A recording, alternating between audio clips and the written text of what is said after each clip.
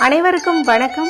இந்த பதிவில் நாம் எதை பற்றி பார்க்க போகிறோன்னு தெரிஞ்சுக்கிறதுக்கு முன்னாடி மறக்காமல் நம்ம சேனலை சப்ஸ்கிரைப் பண்ணிக்கோங்க.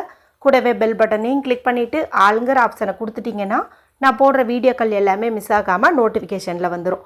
இந்த பதிவு ரொம்ப ரொம்ப முக்கியமான பதிவு அப்படின்னே சொல்லலாங்க. அவசரமான பதிவு, அவசியமான பதிவு அப்படின்னே சொல்லலாம். யாருடைய வாழ்க்கையிலையெல்லாம் ஏதாவது ஒரு தேவைக்காக நாங்கள் கடன் வாங்கிட்டோம், எப்படியாவது அடைச்சி முடிச்சிடலான்னு நினைக்கிறோம். ஆனால் பார்த்திங்கன்னா எங்கள் கையில் பணமே சேர மாட்டேங்குது. வட்டிக்கு மேலே வட்டி சேர்ந்துக்கிட்டே இருக்கிறதுனால பணம் சேர்ந்தாலும் வட்டி கட்டுறதுக்கு தான் எங்களுக்கு பத்துதே தவிர முழு கடனையும் அடைப்பதற்குண்டான ஒரு யோகம் அப்படின்னே அமைய மாட்டேங்குது. நிம்மதியாக சாப்பிட முடியல, நிம்மதியாக தூங்க முடியல, 4 இடத்துக்கு தலை நிமிர்ந்து போகிட்டு வர முடியல. ஏன்னா அங்கே எங்கேயாவது நமக்கு கடன் கொடுத்தவங்க பார்த்துட்டு ஏதாவது கேட்டுருவாங்களோ அப்படிங்கிற ஒரு தயக்கமான ஒரு வாழ்க்கையை தான் எங்களால் வாழ முடியுது அப்படின்னு வருத்தப்படுறீங்களோ அவங்க எல்லாம் இப்போ நான் சொல்லக்கூடிய இந்த பரிகாரத்தை இந்த நாளில் மட்டும் நீங்கள் செஞ்சீங்க அப்படின்னா நீங்கள் எவ்வளவு பெரிய கடனில் சிக்கியிருந்தீங்கனாலும் அதை எளிதாக அடைத்து முடிப்பதற்கான வாய்ப்பு உங்களுக்கு கிடைக்கும். ஏதாவது ஒரு வகையில் பணவரவு உங்களுக்கு ஏற்பட்டுட்டே இருக்கும். இதன் மூலமாக வாங்கின கடனை முழுசாக கட்டி முடிச்சுட்டு நிம்மதியான சந்தோஷமான வாழ்க்கையை உங்களால் வாழ முடியும் அப்படின்னே சொல்லலாம். ஒரு சில பரிகாரங்கள் சாதாரண நாட்களில் செய்கிறத காட்டிலும் சில விசேஷமான சேர்க்கை கொண்ட நாளில் செய்யும்போது அபரிமிதமான பலன்கள் கிடைக்கும். ஏற்கனவே அதுபோல் பரிகாரங்கள் செஞ்சு ரிசல்ட் கிடைக்கலினாலும் அந்த சக்தி வாய்ந்த நாளில் செய்யும்போது நிச்சயம் அதுக்கு நல்ல ரிசல்ட்டே கிடைச்சிரும். அப்படிப்பட்ட ஒரு நாளாக தான் இந்த நாளானது நமக்கு அமைஞ்சிருக்குது. பணவரவு அதிகரிக்கவும் கடன் பிரச்சனையிலேருந்து மீண்டு வரவும் ஏற்ற ஒரு நாளாக இந்த நாளானது அமைஞ்சிருக்குது. இந்த நாளில் அப்படி என்னென்ன சிறப்பு இருக்குதுன்னு பார்த்தீங்கன்னா, இன்றைக்கி மார்ச் மாதத்தின் 19ஆம் தேதி பங்குனி மாதத்தின் 5ஆம் தேதி நிறைஞ்ச புதன்கிழமை. பொன் கிடைச்சாலும் புதன் கிடைக்காதுன்னு சொல்லுவாங்க. மேலும் இந்த புதன்கிழமை நாளில் வாராகியம்மன் வழிபாட்டிற்குரிய நம்மளுடைய கஷ்டங்கள், கடன்கள், கவலைகள் எல்லாத்தையும் நீக்கக்கூடிய தேய்பிறை பஞ்சமி திதி இருக்கிறது ரொம்ப ரொம்ப விசேஷம் அப்படின்னு சொல்லலாம். அடுத்ததாக பார்த்தீங்கன்னா லா ஆஃப் அட்ராக்ஷன் படி 5ங்கிற எண்ணெய் அதிக இணைச்சூட்டப்பட்டதாக இன்றைக்கி நமக்கு அமைஞ்சிருக்குது. அதாவது 4 5க்கு உண்டான சேர்க்கை இங்கே நமக்கு அமைஞ்சிருக்குது. இன்றைக்கி புதன்கிழமைங்கிறதுனால புதன் பகவானுக்குரிய எண்ணுன்னு பார்க்கும்போது 5. அடுத்தது இது பங்குனி மாதத்தின் 5ஆம் தேதி. அடுத்தது இது வாராகியம்மன் வழிபாட்டிற்கு உரிய நாளாக இருக்குது. அவங்க சப்த கன்னியர்களில் 5ஆவதாக இருக்கக்கூடியவங்க. இது பஞ்சமி திதியாக இருக்குது. பஞ்சமி திதிங்கிறது அமாவாசை மற்றும் பௌர்ணமி முடிந்து வரக்கூடிய 5ஆவது திதி. இப்போ இந்த 5ங்கிற நம்பர் பார்த்தீங்கன்னா அபரிமிதமான பணவரவை ஈர்த்து கொடுக்கக்கூடிய ஒரு அற்புதமான நம்பர் அப்படின்னு சொல்லலாம். ஏற்கனவே இந்த நாளானது ரொம்ப ரொம்ப சக்தி வாய்ந்த நாளாக இருக்கிறதுனால தான் 4 5 பரிகாரங்கள் போட்டிருக்கிறேன். அத்தனையுமே பார்த்தீங்கன்னா அபரிமிதமான பணவரவை ஈர்த்து தரக்கூடிய பரிகாரங்கள் அப்படின்னே சொல்லலாம். இப்போ கடன் பிரச்சனை தீர்வதற்காக நான் ஒரு பரிகாரம் சொல்கிறேன்னு சொன்னேன் இல்லையா?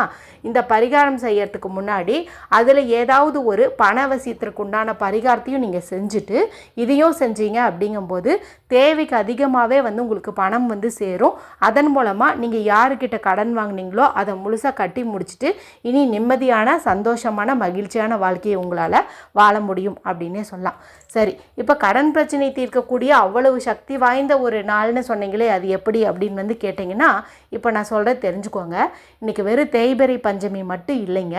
இன்றைக்கி கடன் பிரச்சனை தீர்க்கக்கூடிய சித்தர்கள் நமக்காகவே கணிக்கப்பட்ட மைத்திர முகூர்த்த நேரமானது இன்றைக்கி நமக்கு அமைஞ்சிருக்குது. சாதாரணமாகவே இந்த மைத்திர முகூர்த்த நேரம் அப்படிங்கிறது ரொம்ப ரொம்ப சிறப்பு வாய்ந்த நேரம். இந்த நேரத்தில் நம்ம யாருக்கிட்ட கடன் வாங்கினோமோ அவங்கள போய் நேரில் பார்த்து ஒரு சிறு தொகையை திருப்பி கொடுக்கறது அல்லது ஆன்லைன் மூலமாக டிரான்சாக்ஷன் பண்ணுறது, இதெல்லாம் செய்வதன் மூலமாக நிச்சயமாக மொத்த கடன்லேருந்து நம்ம மீண்டு வந்துடுவோம். அதில் எந்தவித சந்தேகமும் வேண்டாம். அதே மைத்திர முகூர்த்தமானது இந்த தேய்பிறை பஞ்சமி நாள்லேயும் வந்திருக்குது அப்படிங்கிறது ரொம்ப ரொம்ப சிறப்பு அப்படின்னு சொல்லலாம். அடுத்ததாக பார்த்திங்கன்னா, இன்று 10:30 மேலே நமக்கு தேய்பிறை சஷ்டி திதியும் தொடங்குது. இது முருகப்பெருமான் வழிபாட்டிற்கு உரியது. தேய்பிறை சஷ்டினாலுமே நமக்கு இருக்கக்கூடிய பிரச்சனைகள் அனைத்தையும் தீர்க்கக்கூடிய ஒரு நாள் தான். எப்படி பார்த்தாலும் இந்த நாள், இந்த நேரம் அப்படிங்கிறது ரொம்ப ரொம்ப சிறப்பான ஒரு சேர்க்கை அப்படின்னே சொல்லலாம். இதுக்கு முன்னாடி கடன் தீர்வதற்காக நீங்கள் எவ்வளவோ பரிகாரங்கள் செஞ்சுருந்து உங்களுக்கு பலன் கிடைக்கலினா கூட இந்த நாளில் நான் சொல்கிறத மட்டும் செய்யுங்க. நிச்சயமாக நல்ல ரிசல்ட் உங்களுக்கு கிடைக்கும். இப்போ நான் ஒரு நேரம் சொல்கிறேன். அந்த நேரத்தை நீங்கள் நோட் பண்ணி வச்சுக்கோங்க. அதன் பிறகு நம்ம செய்ய வேண்டியது என்ன அப்படின்னு பார்த்தரலாம். இந்த நேரமானது இன்று இரவு 10 மணி 5 நிமிடத்தில் இருந்து நள்ளிரவு 12 மணி 16 நிமிடங்கள் வரைக்கும், அதாவது 10 மணி 5 நிமிஷத்துலேருந்து நைட்டு 12 மணி 16 நிமிடங்கள் வரைக்கும் இருக்குதுங்க.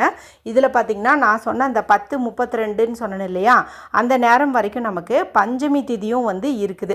அதுக்கு மேலே பார்த்திங்கன்னா நமக்கு சஷ்டி திதியும் இருக்குது. எப்படி பார்த்தாலும் இது ஒரு அற்புதமான சேர்க்கை கொண்ட ஒரு நேரமாகவே இருக்குது. இப்போ இந்த நேரத்தில் நீங்கள் 10 மணிங்கும் போது பெரும்பாலும் யாரும் அந்த அளவுக்கு வந்துட்டு தூங்க மாட்டீங்க. அந்த சமயத்தில் நீங்கள் முழிச்சிட்டு இருந்தீங்க அப்படிங்கும்போது தனியாக வந்து ஒரு மொய் கவர் மாதிரி எடுத்துக்கோங்க, ஒரு கிஃப்ட் கவர் மாதிரி வந்து எடுத்துக்கோங்க, அல்லது தனியாக ஒரு பர்ஸு வந்து எடுத்துக்கோங்க. எத்தனை பேர்த்துக்கிட்ட கடன் வாங்கினீங்களோ அத்தனை தனித்தனி கவரும் பர்ஸும் வந்துட்டு நீங்கள் எடுத்துக்கோங்க. இப்போ இந்த கவரினுடைய மேற்பகுதியில் நீங்கள் யாருக்கிட்ட கடன் வாங்கினீங்களோ அவங்களுடைய பெயரையும் அந்த அமௌண்ட்டையும் வந்து எழுதுங்க. அது பேங்காக இருந்துச்சுன்னா பேங்க் பேர் எழுதுங்க. வேறு யாராவது நபர்கள்கிட்ட வாங்கியிருந்தீங்கன்னா அந்த நபருடைய பெயரையும் அந்த அமௌண்ட்டையும் வந்து எழுதுங்க. பர்ஸில் வந்து இப்படி நம்ம எழுத முடியாது, அதனால் ஒரு பேப்பரில் வந்து எழுதிட்டு அந்த பேப்பரை வந்து பர்ஸுக்குள்ளே வச்சுக்கலாம். அடுத்ததாக தனியாக ஒரு பிரியாணி இலை வந்து எடுத்துக்கோங்க. எடுத்துகிட்டு இதில் வந்து எவ்வளவு கடனோ அது தீர வேண்டும்னு சொல்லி எழுதுங்க. ஒரு உதாரணத்துக்கு 10 லட்சம் ரூபாய் கடன் இருக்குது அப்படிங்கும்போது 10 லட்சம் கடன் தீர வேண்டும், 20 லட்சம் கடன் தீர வேண்டும் அப்படின்னு வந்துட்டு நீங்கள் அந்த பிரியாணி இலையில் வந்து எழுதிக்கோங்க. இப்போ 3 பேர்த்துக்கிட்ட வாங்கியிருந்தீங்கன்னா 3 தனித்தனியாக பிரியாணி இலையை எடுத்துகிட்டு இதே போல் அந்த அமௌண்ட்டை மென்ஷன் பண்ணி எழுதி அந்த தனித்தனி கவர்லேயும் வந்துட்டு நீங்கள் போட்டு வச்சிடணும். இதே போல் 3 பர்ஸ்லேயும் நீங்கள் தனித்தனியாக போட்டுடணும். இது கூட வந்து நம்ம ஏதாவது ஒரு அமௌண்ட் வந்து போடணும். ஒரு 10 ரூபாயோ 20 ரூபாயோ 100 ரூபாயோ எது முடியுதோ அந்த அமௌண்ட்டை வந்து நீங்கள் போடணும். இந்த அமௌண்ட்டை வந்து இதுலேயே தான் இருக்கணும், நம்ம எடுக்கவே கூடாது. எப்போ வந்து நம்ம நேரில் அவங்கள பார்த்து கடனை திருப்பி தர்றோமோ, அதாவது கொஞ்சம் பணமாக திருப்பி தருவோம் இல்லையா, அந்த சமயத்தில் நாம் கொடுக்க வேண்டிய பணத்துலேருந்து கொஞ்சம் குறைச்சிட்டு இந்த கவரில் இருக்கிற பணத்தை நீங்கள் சேர்த்து கொடுக்கறது முழு கடனையும் அடைப்பதற்குண்டான பாக்கியத்தை வந்து உங்களுக்கு தரும்.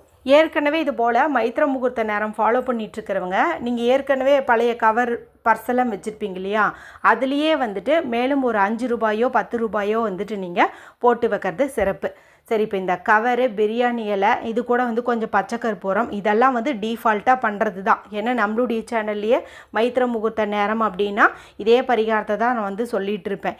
இன்றைக்கி நம்ம செய்ய வேண்டிய ஒரு முக்கியமான விஷயம் என்னென்னா, நீங்கள் எடுத்து வச்ச கவர் 3ஆக இருந்தாலும் சரி 5ஆக இருந்தாலும் சரி எதுவாக இருந்தாலும் சரி அதில் 5 வெந்தயத்தை மட்டும் நீங்கள் போட்டு வைங்க.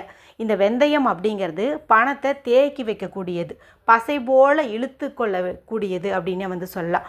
மேலும் புதன்கிழமை நாளில் நம்ம வெந்தயத்தை வச்சு ஒரு பரிகாரம் செஞ்சோம் அப்படிங்கும்போது அபரிமிதமான பணவரவு வந்து நமக்கு ஏற்படும்.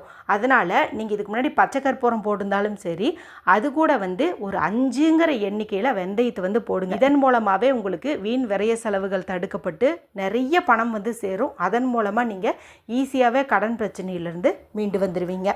நம்பிக்கையோடு இந்த பரிகாரத்தை செஞ்சு பாருங்கள். அலாரம் வச்சு அந்த டைமுக்குள்ளார நீங்கள் எந்திரிச்சு செஞ்சீங்கனாலும் சரி, இல்லை ஒரு 10:30க்குள்ளே நீங்கள் செஞ்சுட்டு திரும்ப தூங்கிட்டீங்கனாலும் சரி, ஆனால் டைமிங்கை வந்து மிஸ் பண்ணிடாதீங்க. வீடியோ பிடிச்சிருந்தால் மற்றவங்களோட ஷேர் பண்ணுங்கள், லைக் பண்ணுங்கள். மற்றும் ஒரு பயனுள்ள பதிவில் உங்களை சந்திக்கிறேன். நன்றி, வணக்கம்.